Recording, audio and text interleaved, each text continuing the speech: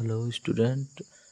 प्रकाश का अपवर्तन प्रकाश किरण के एक माध्यम से दूसरे माध्यम में जाने पर अपने मार्ग से विचलित होने की घटना को प्रकाश का अपवर्तन कहते हैं।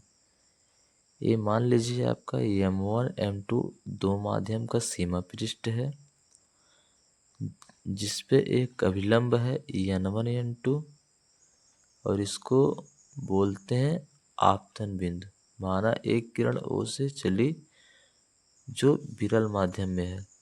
जैसे ही वह सघन माध्यम में कांच में प्रवेश करती है तो वह अभिलंब की ओर झुक जाती है। जैसा कि देख रहे हैं ये आपका इस किरण का डायरेक्शन ए है, लेकिन जैसे ही वायु से कांच में आई ये अभिलंब की ओर झुक गई। इस कोण को आपतन कोण बोलते हैं। इस कोण को अपवर्तन कोण बोलते हैं। इस किरण को आपतित किरण बोलते हैं और इस किरण को अपवर्तित किरण बोलते हैं। इसके अपोजिट यदि प्रकाश किरण सघन से विरल में जाती है तो वह अभिलंब से दूर हट जाती है। ये भी आपका दो माध्यम का सीमा पृष्ठ है M1 M2 और प्रकाश आपका कांच से विरल में जा रही है, यानी कांच से वायु में जा रही है, तो ये अभिलंब से दूर हट गई है। इस किरण को आपतित किरण बोलते हैं, इसको अपवर्तित किरण बोलते हैं, इसको आपतन बिंदु बोलते हैं, इसको अपवर्तन कोण बोलते हैं। और ये आपका क्या है, आपतन कोण है। प्रकाश जब सघन से विरल में जाती है तो अभिलंब से दूर हट जाती है। इस कंडीशन में I is greater than R होता है और इस कंडीशन में, इस स्थिति में I is less than R होता है।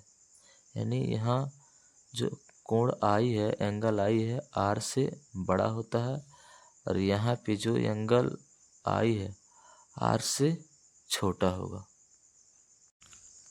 हेलो स्टूडेंट, प्रकाश के अपवर्तन के नियम।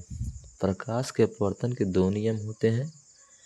प्रकाश के अपवर्तन के दो नियम होते हैं, जिसमें पहला होता है आपतित किरण, अपवर्तित किरण तथा आपतन बिंदु पर अभिलंब तीनों एक ही तल में होते हैं।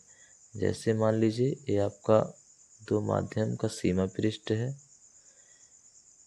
तो आपका आपतित किरण और अपवर्तित किरण तथा आपतन बिंदु पर अभिलंब तीनों एक ही तल में होते हैं। देखिए तीनों ऊपर ही हैं, एक ही तल में होते हैं। किन्हीं दो माध्यमों के लिए आपतन कोण I कीजिए तथा अपवर्तन कोण R कीजिए। साइन का जो अनुपात एक नियतांक होता है, अतः साइन I बटे साइन R बराबर क्या होता है, नियतांक। इस नियम को स्नेल का नियम कहते हैं।